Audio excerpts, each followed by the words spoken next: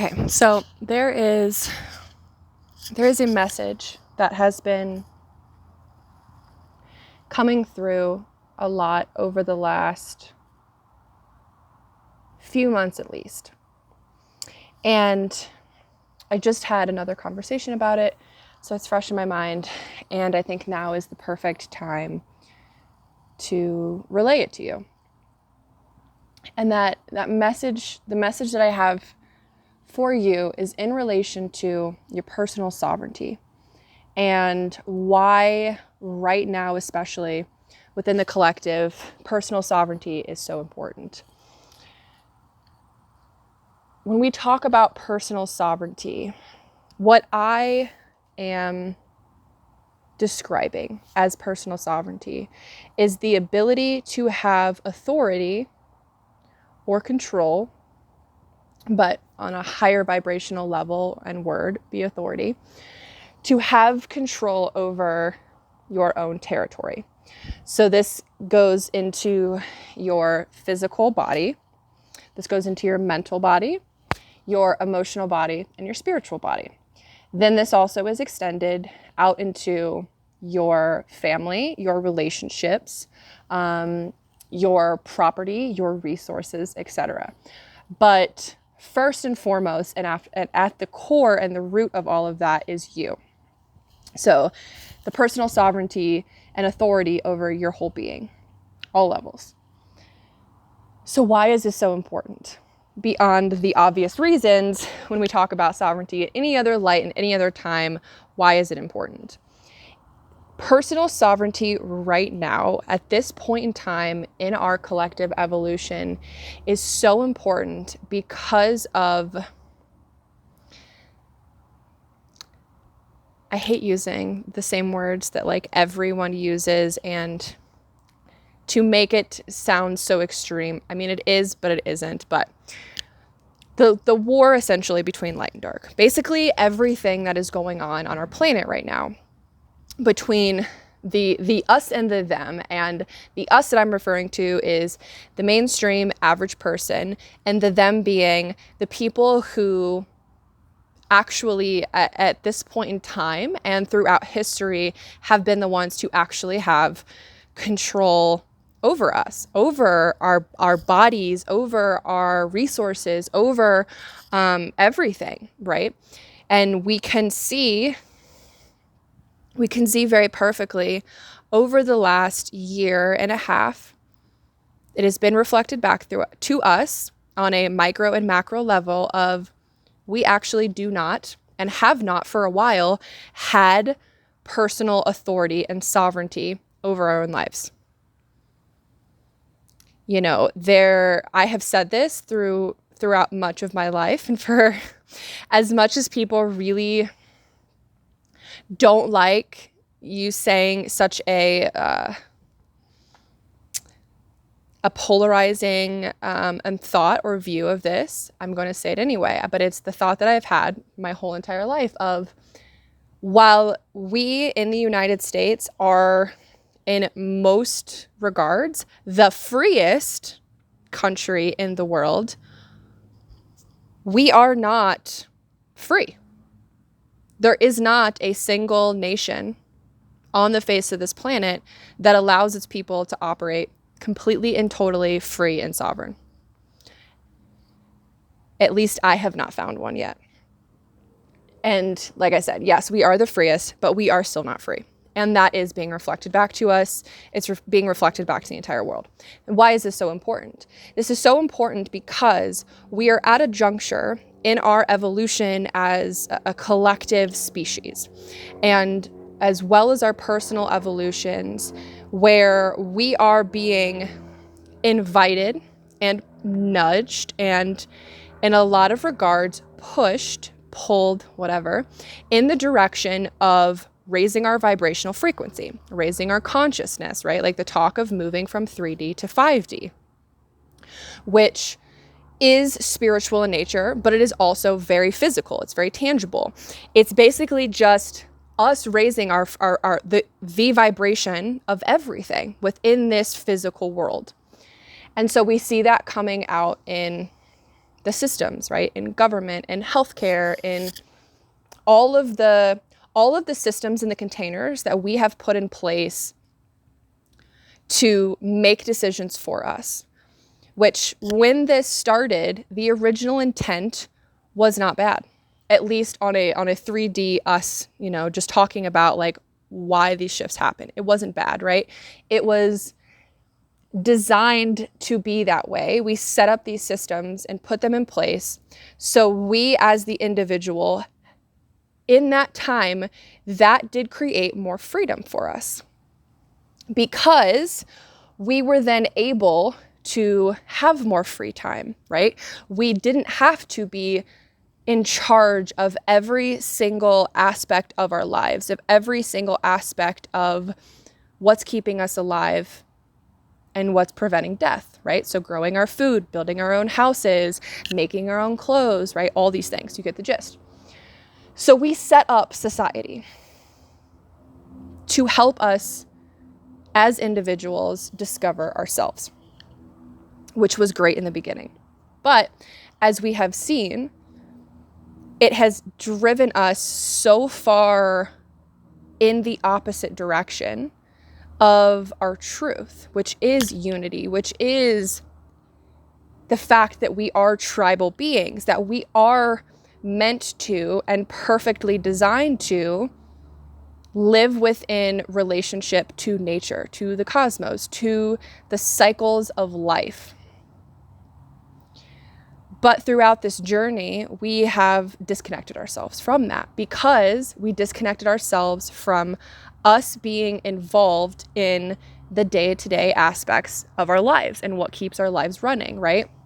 We are no longer growing our own food. We are no longer having to collect and purify our own water. We are no longer having to build our own houses. We are no longer having to fight our own battles, so to speak, right? Like with the wars and stuff like that, right? It's all been outfitted to somebody else and to people who then sign up to do that thing, which has been great. But it's also left us with a huge detriment in the life of the individual. And it has led us to this point where we are now at a place in our evolution where it's even possible for a small amount of people to completely dictate the lives and have control and authority over the lives of the world, right? Like the whole, like literally nearly every single person within the world. So when we look out and we see that everything is currently collapsing, it's currently being changed and transformed and hopefully transmuted. At least that is the higher ideal, right? The agenda of the light, or the side of the good, however you want to spin it. But this also means that the other side, because these things are being ripped, we are trying to pull back our power as a species, as an individual. This means that through the process of us taking our personal sovereignty back, we are taking it away from them, which has led to their own false sense of security, right? They needed to have our personal power in order for them to feel personally powerful. That is how they got themselves to that point. And so as we take it back, they feel threatened. So what happens the more we as a society start to stand up for our sovereign selves? There is then greater pushback from the people who have carried it this whole time, right? We can see this, like, we want to take it and put it at a very practical level. You see this when you go to cancel a subscription to something, when you go to unsubscribe from an email list. What typically happens is the moment you hit that button, you are then redirected to another site that says, oh, wait, before you go, well, what if we offer you this thing? What if we promise you this thing? What if we just tweak it just a little bit so that way you still stay on? We still want your business. We still want your energy. We still want your time, your attention, your money, whatever it is, right? We see that. They try to sweeten the pot or sweeten the deal for you. And we see that at a very, what seems to be innocent level with the the examples that I just gave you, right? Like that, canceling the subscription, canceling that stuff. But then we see it at a macro level of what's happened over the last year with the V and them incentivizing people to get it. Well, what if we throw in the possibility for you to win $1 million? What if we give you a free dozen donuts? What if we offer your whole entire family a free meal at this fast food restaurant, right? What if we sweeten the deal? What can we do to talk you into letting us keep the power?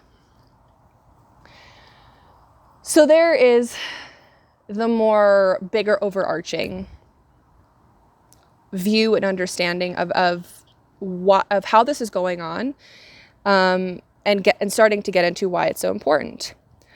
But that same sentiment has been reflected, the micro or the macro versus the micro. That's the macro. The micro also, beyond a very, like the obvious decisions of, do I get the V? Do I not? Right? Do I go back to work having to muzzle myself, or do I not? Right? All of the things within the collective are there. But, and here is where and why I think this message is coming through even more, is because it's not just about what is happening outside of us. It's not just about what other people have tricked us into doing, or we thought that whatever it is that they were telling us to do was the best, or we just went along with it because we purely didn't know. To be honest, that's a lot of the reason why, is people go along with it because they just don't know, and they don't have the energy, the time, the resources, or the spiritual interconnection to be able to tap into it, to feel more secure about it. So we willingly give our power away under the false assumption that somebody else knows better for our life.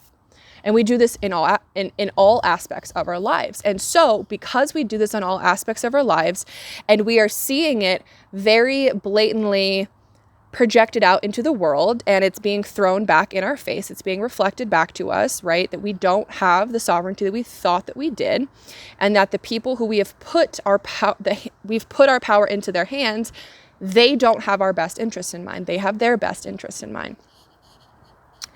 So this same sentiment is actually mirrored at the micro level. This is mirrored in our day-to-day lives. This is mirrored in, do I wake up in the morning and do I immediately reach for the coffee because that's what I've done my whole life? That's what everyone else around me is doing. That's what I've been told is good for me. I've been told I need that, or I've convinced myself, right? It doesn't necessarily have to come from the external. It can be ourselves. Why am I doing the things that I'm doing? Across the board in my life, when I am making a decision, where did this decision come from? How did I land here? And this, over the last, I would say roughly month, has been coming in.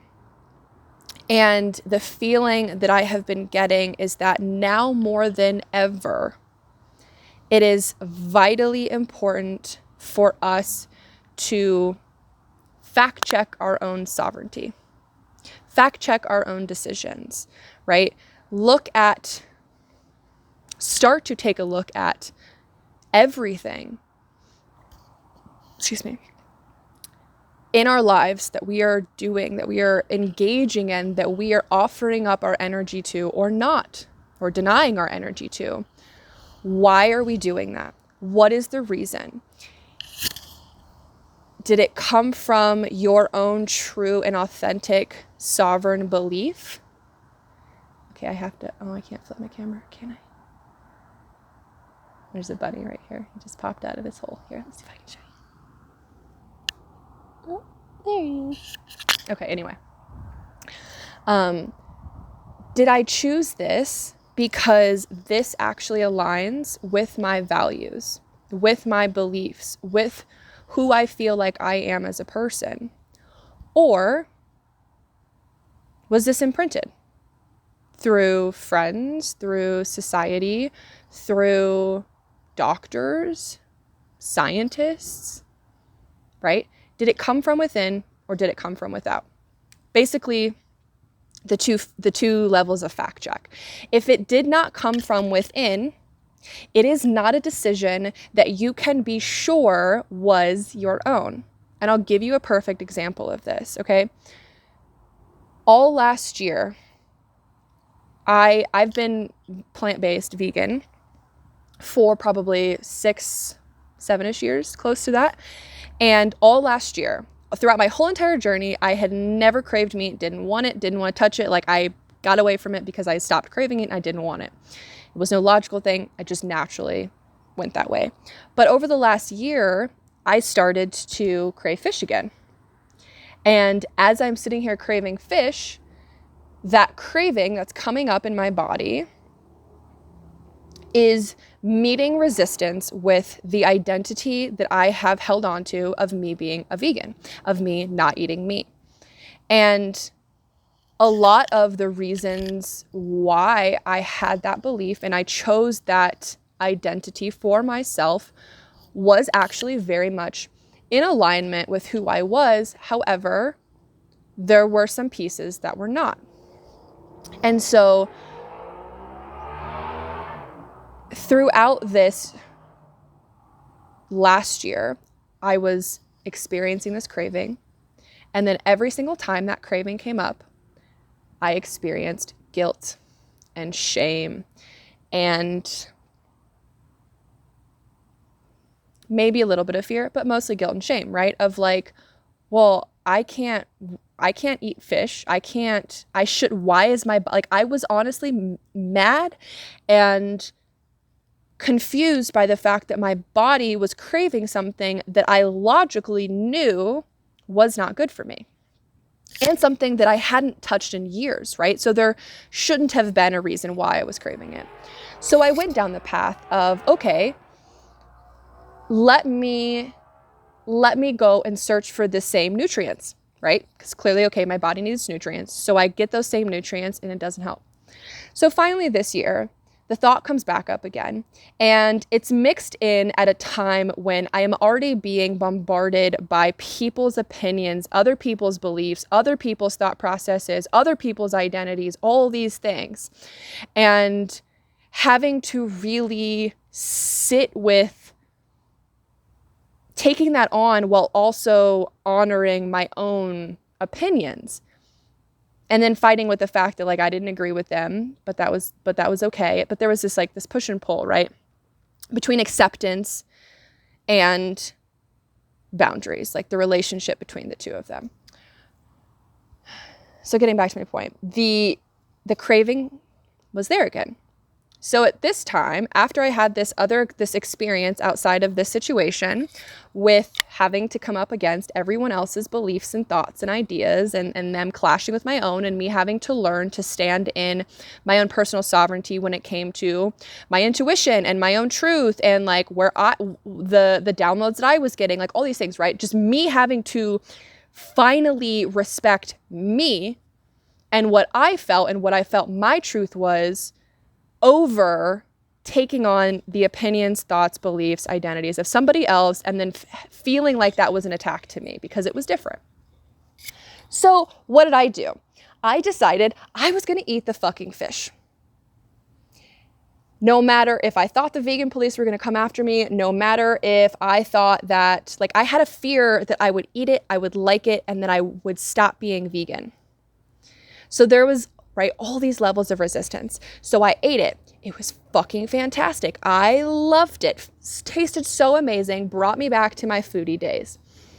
So I ended up, over the course of the next 2 months, eating fish. The first month it was twice. The second month it was Well, I went down to the coast, so it was probably, 6 times over the course of a week that I ate this fish, and I allowed myself to do it without feeling bad. I just wanted to experience it. And so I experienced it. And when I got home, I started to stink. I started to smell like what I smelled to be literal fish shit and chemicals. So then at that moment, with that in mind, with me tapping into my body and honoring my body's signals, I then made the decision. I was choosing to not eat fish, at least on a regular basis, because I now could see my body had enough time over the past 6 years to get cleansed. I knew that I did not normally have a smell, or at least an odor that came out of me beyond like a normal salty kind of, sweat smell. So I could see now the difference that this one specific food made in my body, the effects that it had on me on all levels. And then I chose to say, okay, I'm not going to eat fish now because of this, because I'm going to honor my body. However, I will allow myself the openness to consume fish at some point, at any point in my life where I really decide I want it. If it's going to enrich my life for that day and I just really want it, then I'll eat it. But more so, I'll keep it as an option on the table, basically. So I wasn't creating this resistance in my body. And the moment I came to the conclusion, based off of those two things, I no longer felt that resistance. The energy of that cleared from my system. I didn't feel like I had to fight a part of me.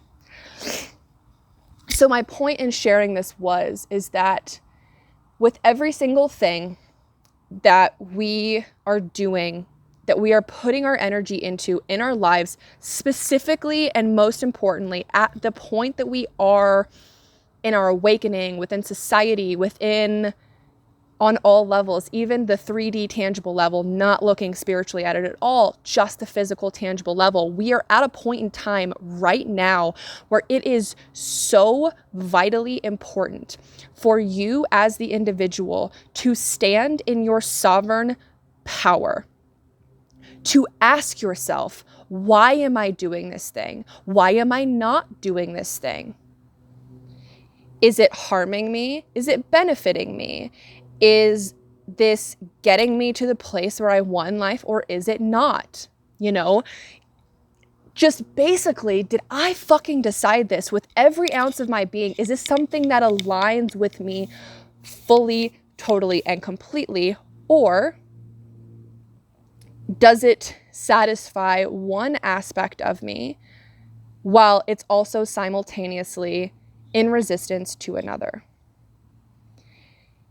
So for our own personal journeys, there is a deep need and to do this for reverence and respect for ourselves.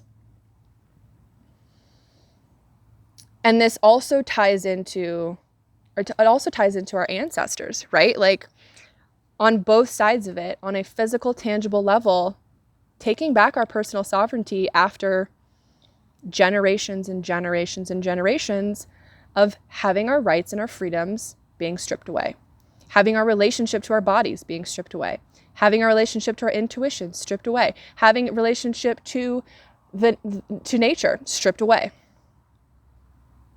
We are in a space, in an era of reclaiming. So that's on all levels. So with the personal sovereignty, it doesn't matter what the decision is. The tangibility of the thing that you are deciding on isn't the actual point. The point and the purpose is that you get to a place where you have the ability to look out at your life and really, really honestly say that you are in complete and total authority over it. Now, this doesn't mean that there aren't aspects of our lives that we don't and will never have control of. Destiny, fate, free, like there's a difference between fate, destiny, and free will, right? So there are still aspects that are outside of our control that we can't control. But when it comes to us as individuals, the more sovereignty you can take back, the more of your own personal power and energy that you take back, you bring it back into you, you reintegrate it back into your system, which starts to fuel you more than fueling these external things or these superficial things. You give energy back to yourself, which in turn makes you more powerful and makes everything outside of you, in this regard, less powerful, right? So you regain sovereignty, you regain control. It's basically the point of it all. And so I'll give you this example before I go to kind of like really, really hit it home for you. The example is with the V. It doesn't matter in some regard. On a physical level, there's still the physical effects. There's still real, tangible things, right? But the main thing, the main point is that it doesn't matter if you take it or you don't take it. It is the energy behind the decision that you are making. So if you take it knowing full well that it does have possible, very possible and probable physical side effects, but the ability to travel or the ability to, go see family and friends that maybe wouldn't have let you before, or even, the physical ability to just travel that's outside of them specifically. If that means more to you and that gives you more of a sense of personal sovereignty and freedom, then you making the choice to get it is actually in highest alignment for you. And I just talked to somebody who went through this and had no intentions ever of getting it, and then was guided to get it for this specific reason and to help transmute it and all these things. But the main point is, as long as you made that decision truthfully, honestly, from your own place of personal sovereignty, it does not matter what it is. The decision itself doesn't matter.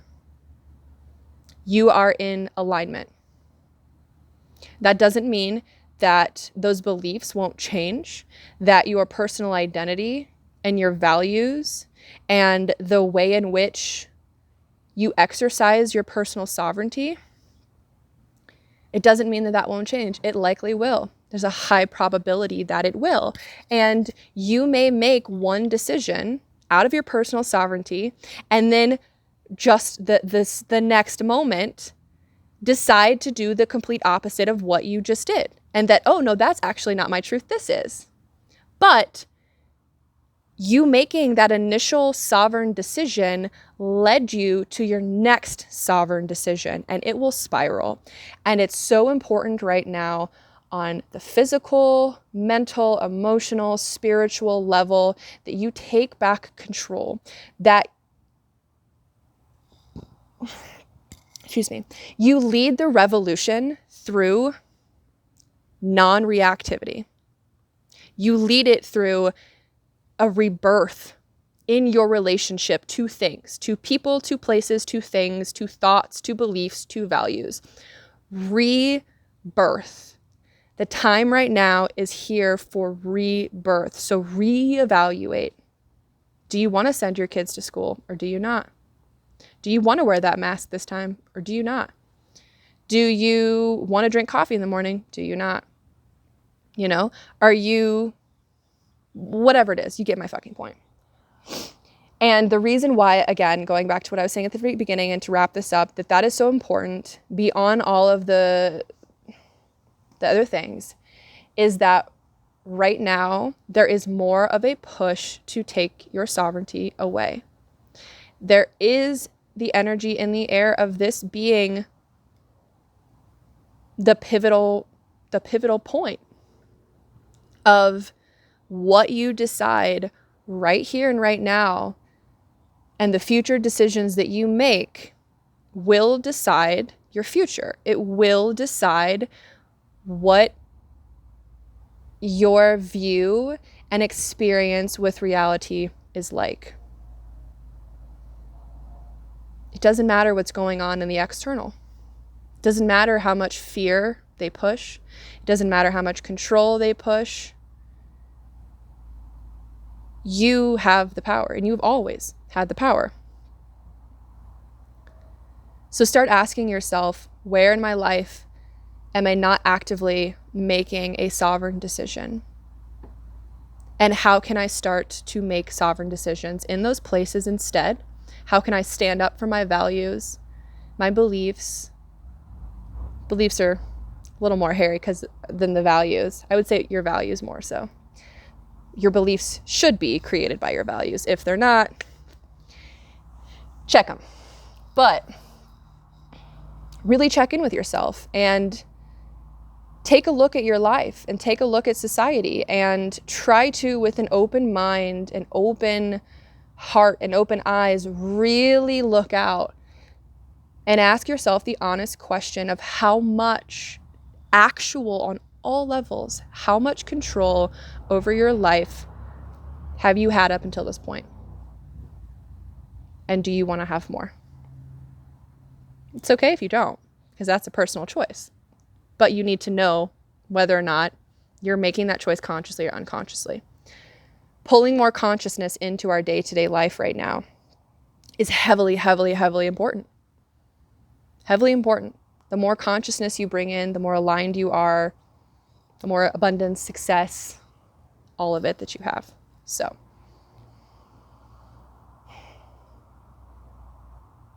I believe that concludes my rant for today. As long as you are exercising your personal sovereignty, you are always exactly where you need to be, even if that's completely different than exactly where you are 2 seconds from now. But take the control back. Take your sovereignty back. And I promise you, we will start to see changes on a very mass scale, very quickly. And you doing that, this was the last thought. I had this earlier and I forgot it until now. You doing this, by the way, is not just for you. You are doing this to be a walking, talking, living, breathing example that it is possible. And you help bring in unity consciousness by doing this, because if you can fully embrace your own personal sovereignty and you can wholly know that there is nobody else that can control you but you, and you, allow yourself to live life as the rebel, to not compromise on your dreams, and to, respect your own thoughts, opinions, feelings, beliefs, values, identities. If you can get to the place where you wholly accept all of you, and you know that all of you is actually all of you, and you find deep self-love and respect in that way, that is immediately mirrored and reflected in your ability to respect everyone as their own sovereign being too. And tell me, if you can't look out over the last year, your whole life, more so, because this shit isn't new, and see where so many problems within this world, within humanity, have come from the